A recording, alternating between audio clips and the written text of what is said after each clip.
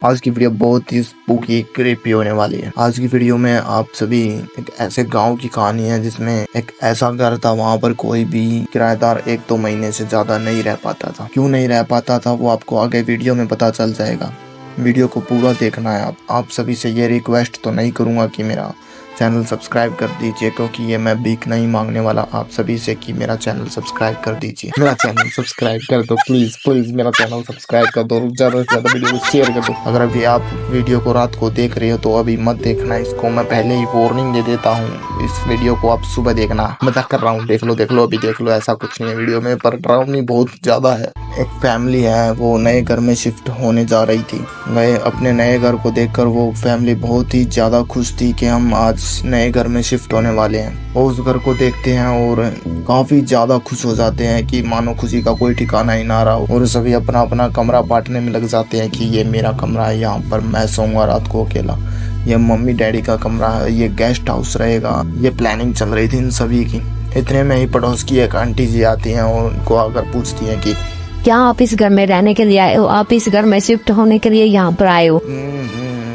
ऐसा सवाल कौन पूछता है। अब ये इतने सारा सामान लेके पीछे गाड़ी में जो आया है, अलमारी, टीवी, फ्रिज, वॉशिंग मशीन, ये क्या यहाँ पर पिकनिक मनाने आए हैं? इन सब को लेकर पूरी फैमिली आई है। आंटी जी कैसा सवाल पूछ रहे हो आप? उनके पेरेंट्स भी यही सोचते हैं कि ये सब कुछ क्या बोल रही है आंटी। वो ये सोचते हैं नया पड़ोसन है, जल रही होगी हमें देखकर कि नए पड़ोसी आए हैं। आजकल माहौल भी ऐसा ही है कि पड़ोसी एक दूसरे को देखकर बहुत जलते हैं और वो ज्यादा खुश नहीं होते एक दूसरे को देखकर।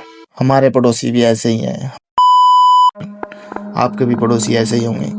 और एक कमाल की बात बताता हूँ, और जो वो पड़ोसी है ना, हमारे जो बेकार पड़ोसी हैं, वो भी यही सोचते होंगे कि ये बेकार पड़ोसी हैं। वो फैमिली भी यही सोचती है कि हमें देखकर चल रही होगी, पहले हम यहाँ पर रहने नहीं आए, पहले ही ऐसे पड़ोसी मिल गए हमें, तो आगे क्या होगा हमारा। गंदा सा मुंह बनाकर बस पूछ क्या ही देते हैं आंटी जी को कि हाँ हम यहाँ पर नए शिफ्ट हुए हैं, आपके ही पड़ोसी हैं हम। इतने में ही आंटी बोल पड़ती है कि आप सच में यहाँ रहने आए हैं? यहाँ पर कोई भी किराएदार आता है तो 2 महीने से ज्यादा नहीं टिक पाता। वो 2 महीने 1.5 महीने में खाली करके चला जाता है। फैमिली सोच रही है कि कैसे पड़ोसी मिले हमें आए हुए हमें 10 मिनट भी नहीं हुए और हमें अभी से पहले डराने लग गई। वो मन मन में ही सोच रहे हैं कि हम नहीं जाएंगे घर छोड़ के, चाहे तू कितना भी दम लगा ले, हम तो यही रहेंगे। वो सोचते हैं कि ये सब कुछ मजाक कर रही होगी और छोड़ जाने दे इनको, नज़रअंदाज कर देते हैं उसकी बात को और पूछते हैं उससे कि हाँ ऐसा क्यों, यहाँ पर कोई क्यों नहीं रुक पाता। वो आंटी बोलती है कि यहाँ पर एक शमशान घाट था जिसमें बहुत सारे बच्चे दफनाए गए थे। कितनी खौफनाक बात है ना, बच्चे दफनाए गए थे उस शमशान घाट में। सिर्फ कम से कम भी वहां पर आंटी जी ने बताया कि 10 से 15 डेड बॉडियां दफन की गई हैं इस घर के नीचे। ओ भाई साहब, पूरी फैमिली इन सब बातों को नहीं मानती थी। वो घर में चले जाते हैं ये सब बोलकर कि कोई नहीं, हम रह लेंगे यहाँ पर, ऐसा कुछ नहीं होता, हम इसका भी इलाज करवा लेंगे अगर ऐसी चीजें होती है तो। वो आंटी जी चली जाती है वहां से, उनको कुछ नहीं बोलती और बोलती है ठीक है। इस घर में अब 4 बच्चे हैं, जिनमें से 2 छोटे बच्चे हैं, 2 बड़े बच्चे। जो बड़ी लड़की है वो देर रात तक उस घर की छत पे घूमती रहती है। अरे अभी डरने वाली बात नहीं है, उसका बॉयफ्रेंड है, बॉयफ्रेंड से बातें करने के लिए घूमती रहती है। अभी वो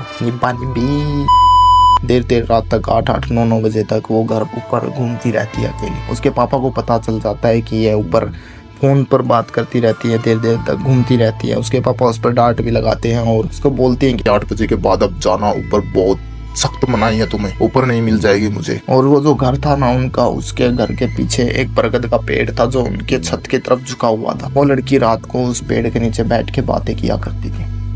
एक दिन तीनों बच्चे टीवी देख रहे थे और वो ऊपर अपने बॉयफ्रेंड से बातें करके नीचे आ रही थी। अब ये तीनों रात को बच्चे टीवी देख रहे थे। टीवी देखते देखते उसकी बहन ऊपर से आती है वो नीचे। उसका ऐसे मुंह है, बाल खुले हुए उसके सारे, और वो पैड़ियों से नीचे उतर रही है, ऐसे देख रही है सबको। जो सबसे छोटा लड़का होता है उसकी नजर उसकी बहन पर चली जाती है। वो अपनी बहन को देखता है और सोचता है कि ये इसको क्या हो गया, इतनी रात को ये शायद हमें डराने की कोशिश कर रही है। वो अपने भाई को बताता है, उसका भाई देखता है उसको, अपनी बहन को बोलता है फिर हम नहीं डरेंगे तेरी इन पागलों वाली हरकत से, तू अंदर जा अपना। ये रात के समय ऐसे क्यों बनी घूम रही है चुड़ैल की जैसी, इससे हम डरने वाले नहीं है, बच्चे नहीं रहे अब हम, जा किसी और को डरा, जा मम्मी पापा को डरा दे। और वो इनके पास आती भी नहीं, वो सीधा इनको देखती हुई सिर्फ अपने कमरे में चली जाती है। ऐसे देख रही है सबको। 2-2:30 के आसपास टाइम हो गया था, काफी देर हो गई थी इनको भी मूवी देखते हुए। अब ये टीवी बंद कर देते हैं और सोने के लिए अपने अपने कमरों में चले जाते हैं। 1-2:30 का टाइम तो हो ही गया था, इन सभी को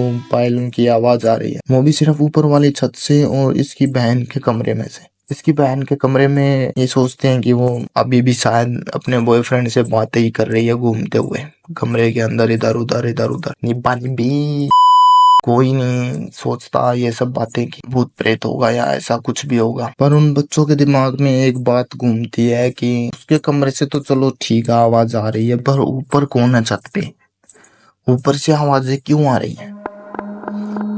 बच्चे जैसे तैसे करके बस सो जाते हैं। बहन थी वो, उसकी बहन की आंखों के नीचे डार्क सर्कल होने लग गए थे। उन सभी बच्चों को ये दिख रहा था कि उसकी बहन की आंखों के नीचे डार्क सर्कल हो रहे हैं, पर वो ये सोचते हैं कि ये रात रात तक देर रात तक फोन में घुसी रहती है, इसकी वजह से इसके डार्क सर्कल हो रहे हैं। अब बच्चे सोचते हैं कि आज हम रात को सभी एक साथ मिलकर फिल्म वगैरह देखेंगे, मूवी देखेंगे सब साथ में बैठ। तो ये हॉल वाला जो रूम था ना, जो बिल्कुल स्टेयर्स ऊपर जाती हैं जो पैड़ियाँ, उनके पास में ही था बिल्कुल। उस हॉल रूम के अंदर से ही ऊपर छत का रास्ता जाता था। वो हॉल में इकट्ठा होते हैं, सभी मूवी देखते हैं। तो इनकी जो बहन थी वो वापस से अपने आप ही उठ के मूवी के बीच में ही और छत की तरफ ऊपर चली जाती है। सभी देखते हैं, पूछते हैं कि तू कहाँ जा रही है, अब रात को ऊपर मत जा, पापा गुस्सा करेंगे, वापिस नीचे आ और यहाँ पर आकर मूवी देख ले वरना हम पापा को बताएंगे। वो कुछ नहीं बोलती इनकी बहन इनको और वापिस से ऊपर चली जाती है। अब 10-15 मिनट के बाद उसकी बहन नीचे आती है पैड़ियों से। तीनों बच्चे अपनी बहन को देखते हैं, उसके बाल खुले हुए हैं, डर भी जाते हैं इस बार,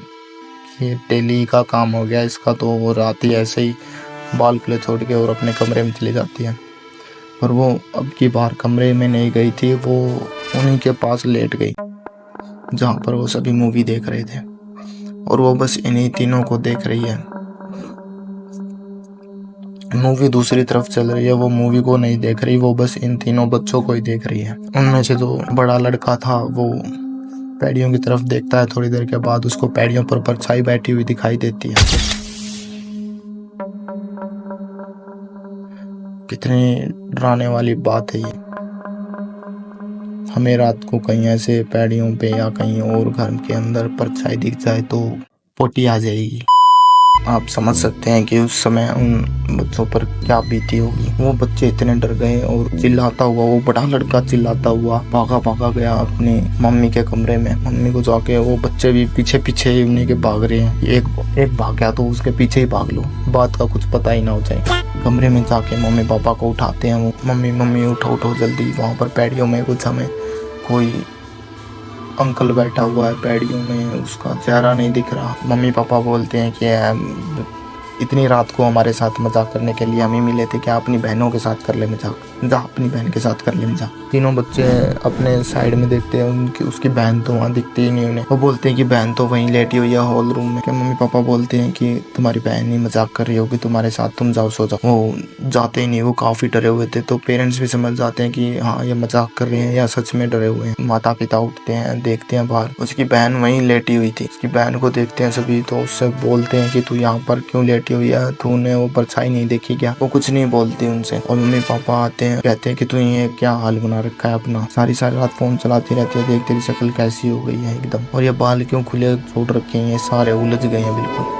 इनको बांध ले जाके और सो जाओ अपने अपने कमरे में जाके। पेरेंट्स अपने अपने कमरे में छोड़ देते हैं तीनों बच्चों को। तीनों बच्चे बोलते हैं कि हम आज साथ में ही सोएंगे, हमें डर लग रहा है। तीनों बच्चे साथ में ही एक कमरे में सो रहे थे। उनकी बहन भी वहीं लेटकर सभी को देख रही है अभी कि कौन क्या कर रहा है, क्या बोल रहा है। और एकदम से उसकी बहन चिल्ला पड़ती है और भागी ऊपर छत पे चली जाती है। अब पेरेंट्स भी घबरा जाते हैं कि ये क्या हो गया, इसको एकदम से क्यों भाग गई। ऊपर छत पे जा रही है, वो पैड़ियों में थी। जो बड़ा बेटा था वो आवाज लगाता है कि तू किधर जा रही है इतनी रात को ऊपर मत जा। जो लड़की है वो पीछे मुड़कर देखती है और उसको बोलती है हट चुतिया। कुछ नहीं बोलती वो और ऊपर चली जाती है। पेरेंट्स भी उसके साथ साथ ऊपर जाते हैं तो वो देखते हैं कि वो एक कोने में बैठी हुई है उस पेड़ के नीचे ही, और पता नहीं क्या अजीब सी भाषा में बोल रही है, 2-3 तरह की आवाजों में बोल रही है। उसके पेरेंट्स बोलते हैं कि चल बेटा यहाँ क्यों बैठ गया, तू नीचे चल हमारे साथ। वो 2-3 आवाज में एक साथ बोलती है कि मैं नहीं जाऊंगी, मैं नहीं जाऊंगी, मैं नहीं जाऊंगी, मैं नहीं जाऊंगा, मैं नहीं जाऊंगी, मैं नहीं जाऊंगा। वो 2-3 आवाजों में अपने पेरेंट्स को दिखाती है बोल के, और उसके पेरेंट्स काफी डर जाते हैं। वो जो पड़ोस में एक आंटी होती है वहाँ पर, वो काली माँ की बहुत बड़ी भक्त होती है। वो उसको बुला के लेके आते हैं। उसी रात को आंटी जी आती हैं और देखती हैं, बताती हैं देखते ही कि इसके अंदर 1 नहीं 2 नहीं 3 नहीं 4 आत्माएं घुसी हुई हैं। ये सब सुनकर उसके घर वालों के हाथ पैर फूल जाते हैं और बताते हैं कि, और बोलते हैं अब क्या करें, आप ही बताइए हमें, अब इसका इलाज कैसे होगा, ये रात को ठीक तो हो जाएगी ना, अभी इसको ठीक कर दीजिए प्लीज़। वो उसके पेरेंट्स हाथ पैर जोड़ते हैं उसके आगे। वो आंटी जी बताती हैं कि मेरे बस की बात तो है नहीं इसको रोकना, पर मैं कोशिश पूरी कर सकती हूँ। तो लड़की को अपने कमरे में लेके जाती हैं, नीचे वाले में जो उस लड़की का कमरा होता है वहाँ पर उस लड़की को बिठाते हैं। जो वो सामान बोलती हैं घर वाले वो सामान लेकर आ जाते हैं। जो कुछ भी वो मंगाती है, सिंदूर वगैरह, उनकी बेटी की पूरी बॉडी पर सिंदूर लगाया जाता है तो उसकी बॉडी पर स्क्रैचेस के निशान होते हैं, जैसे उसके किसी ने नाखून बुरी तरह मार रखे हों। ऐसा बताया जाता है कि सिंदूर लगाने से जो भी नेगेटिव चीज़ होती है बॉडी के अंदर वो एकदम से बाहर दिखने लगती है। तो वो आंटी जो हैं वो एक गोल सर्कल सा बनाती हैं और उनके जो पेरेंट्स होते हैं उनको बोलती है कि आप सभी आंखें मत खोलना जब तक ये रिचुअल चलेगा। वो सब ये चीज़ें मान लेते हैं और उस लड़की को सर्कल के अंदर बिठा दिया जाता है और वो आंटी कुछ मंत्र पढ़ने लग जाती हैं बार बार। तो उसके पेरेंट्स ने बताया कि हमारी आंखें बंद थी पर हमें ये महसूस हो रहा था कि हमारे आसपास से बहुत सी आत्माएं इधर उधर जा रही हैं, पर हमें कोई छू नहीं पा रहा था, हमें महसूस पूरा हो रहा था। और जो उनकी लड़की थी वो बुरी तरह से चिल्ला रही थी, पर वो एक तरह से मानो बंद गई थी उस गोल सर्कल के अंदर, वो उससे बाहर नहीं जा पा रही थी। इसके बाद लास्ट में उसके पेरेंट्स आंख खोल कर देखना तो चाहते थे, पर आंटी जी ने सख्त मना किया था कि इतने रिचुअल चलेगा, इतने तुम्हें आंखें नहीं खोलनी है। लास्ट में वो आंटी जी गंगा जल का छिड़का मारती हैं उस पर, और मानो एक तरह से जैसे हम जलती हुई आग पर पानी डाल देते हैं तो एकदम से आवाज आती है, उसी तरह की आवाज सी उस लड़की के अंदर से आई थी जब वो गंगा जल फेंका गया था।